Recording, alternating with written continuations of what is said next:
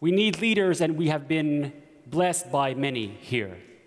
This conference has received the great honor of being patroned by one of Finland's most respected leaders. She served as president of the Republic of Finland for 12 years, and since then she has gone on to promote the cause of equality, sustainability, and human rights throughout the world in many high-profile international forums, one of which was her appointment to the high-level panel on global sustainability by the Secretary General of the United Nations, Ban Ki-moon, to prepare for the Rio +20 conference. She also continues to chair the Council of Women World Leaders. Please welcome Finland's great leader of change, President Tarja Halonen.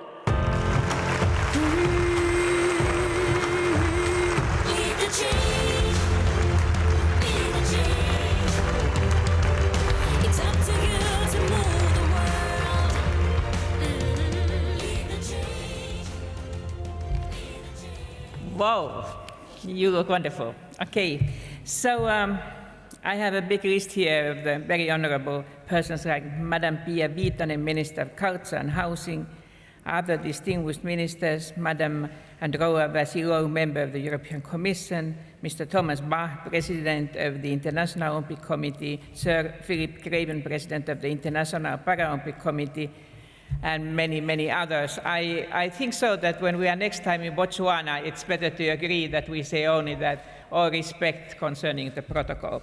Because the best thing what we can say is, of course, that including all of you I mentioned already by name, dear friends. So as a patron of the 6th IWG World Conference on Women and Sport, it is really my great pleasure to see you here at the opening ceremony in such great numbers. You have traveled far and wide to be here today, from about, as it has mentioned, 100 different countries. Our cultural backgrounds are even more diverse. We have brought with us thousands of experiences and stories that we will share with each other during the coming days, in the meetings and between the meetings. Coffee pauses are extremely important for the international networking. So our diversity is a richness, and we should cherish and take advantage of it. So that's what we say always. Diversity is a resource. Human rights are the way we can guarantee that every person the right to live freely without fear, violence or discrimination, so that we in practice show respect for this diversity. And we have worked a lot for this target in many sectors, in sports and many others. I don't know, I have always the feeling that there was something in this 1990s, because there are so many important conferences and declarations what happened to be just 20 years ago. You have mentioned here already Brighton. I work very much nowadays for the population and development.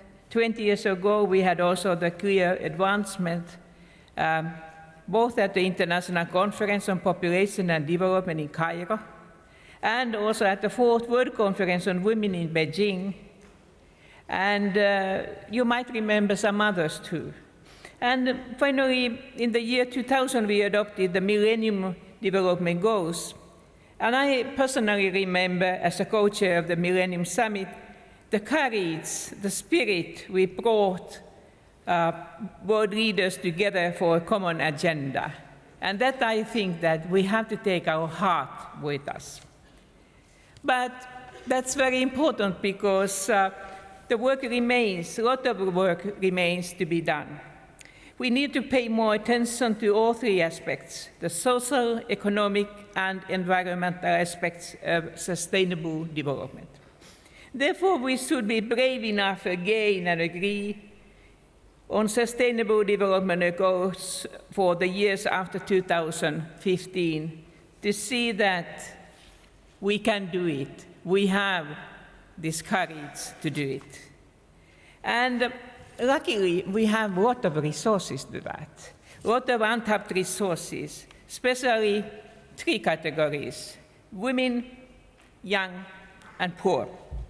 And all these 3 categories should be included better in societies and be given equal opportunities, including in sports.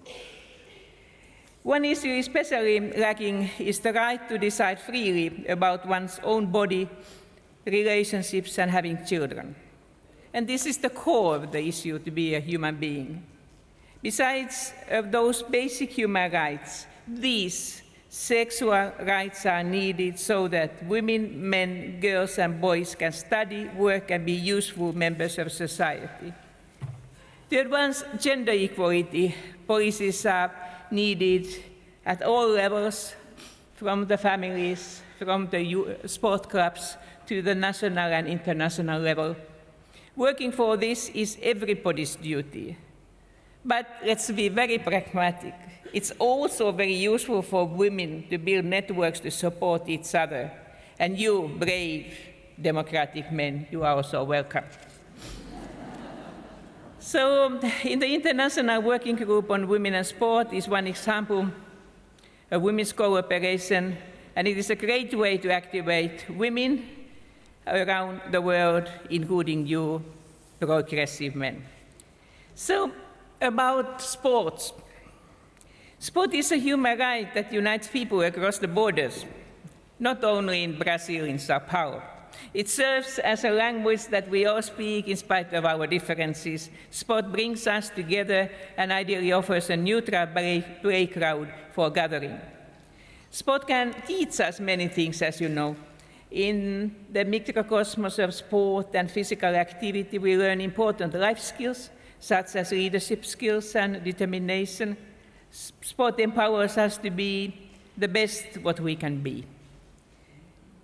It is particularly important to give empowering possibilities to the girls and women of this planet, in those areas of the world where the women's situation in the society is challenging. Sport and physical activity may be one of the few channels through which women and girls can fulfill their aspirations. These experiences may open new doors for women as individuals and as a whole, and contribute to the positive change leading towards gender equality in the greater society. But one barrier to women and girls' participation in sport and physical activity is one that exists nearly in all parts of the world: safety issues. Is it safe for the young girls to practice physical activity? Can women, for example, go out jogging or swimming without facing sexual harassment? We have to address safety issues and raise awareness. Ethical leadership is needed to abolish gender-based violence. I say very, very strongly, we have to learn to see it, wherever it is. So, dear friends, sport and physical activity are not only a source of joy and empowerment. We were made to move. Physical inactivity is a major health concern around the globe today. These problems are emphasized in societies where women's and girls' possibilities to practice sports and physical activity are limited.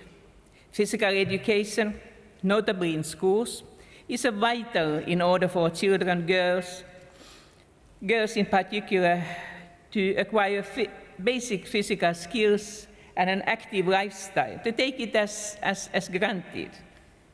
Physically active women, as mothers, leaders, and other role models, contribute to a positive cycle where sport as a way of life is transferred to each new generation.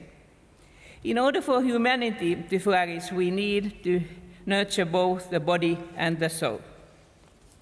But we also know that sport serves as an excellent tool for education. Women's and girls' education is undoubtedly the most efficient way to build and develop societies. When the potential of the individual women and girls is uncovered, we immediately double our potential as humanity, as you have already mentioned. The development of sport and the society as large depends on women's contribution. Then, dear friends, I have asked also to tell my own personal experience. We Finns are shy. I couldn't write it down, but I think that better tell it when I don't see you too well in darkness. So my mother was very active in sports. I was interested in running, what I did, and also basketball. Then I had a baby. I got a baby girl. And she was extremely interested in gymnastics. And when she was 3 years old, my children's daughter Anna, so she said that we have to go to gymnastics. I was not too much interested in gymnastics, but then we went together, and then we attended to the one big Finnish gymnastic festivals in Tampere. And I was there together with my 5-year-old daughter, together with about 1,500 or 2,000 other mothers and children. And it was quite easy program. But then I turned to the left when I should turn to the right. My daughter disliked the situation. Then afterwards I said to her that, my dear, that there were so many others, nobody could see us, and so you can be just relaxed. And then some of my union friends, I was a union lawyer in that time, came and said, hey, we saw you, you were there, you turned to the wrong direction. And that was the end of the story to the mother and child to be in the same gymnastic association. But now comes the best part. I continued in different organizations. I do it still. I'm a very good amateur. Then my daughter was more and more interested in gymnastics, and the gymnastic performance you will see here later on is the team where she has been within and now coaching. So there are differences, but we are all welcome. Fine. But seriously said, I think so that it's good to say that there is no age limit, no other limitations. We can all be active in the sports, and our family for the generations, as I say, we are grateful for all those coaches, all those people who have worked with us and with our children. They have been our co-parents in that way. So women in the Nordic countries live, perhaps according to the researches, in one of the best regions of the world in terms of the gender equality. And Finland as a Nordic country holds a long-standing tradition in advancing women's rights. The capital city, Helsinki, is thus a very good host for this event that serves as a special platform for discussions and learning from women to women, and we are also with open eyes and ears to learn more from you. So it is essential that we women support and teach each other. If we want, who will? In order to achieve the positive change in the whole society, we also need men, like I have mentioned several times. Gender equality is not only a women's cause, it should be a men's cause as well. And I'm very, very convinced you will win also very much on that. So the conference team, Lead the Change, Be the Change, invites us to reflect upon our own personal and professional commitment to leading the positive change towards gender equality in sports. I'm pleased to see that many men are present, demonstrating their commitment to advancing women's rights and with that, the gender equality. So when each of us makes the commitment, change is not only possible, it's inevitable. Now we all warmly welcome you here, and I'm very hopeful that next year when we have the Gymnastrada, you will be among the 25,000 women practicing gymnastics. I will be also involved. Thank you.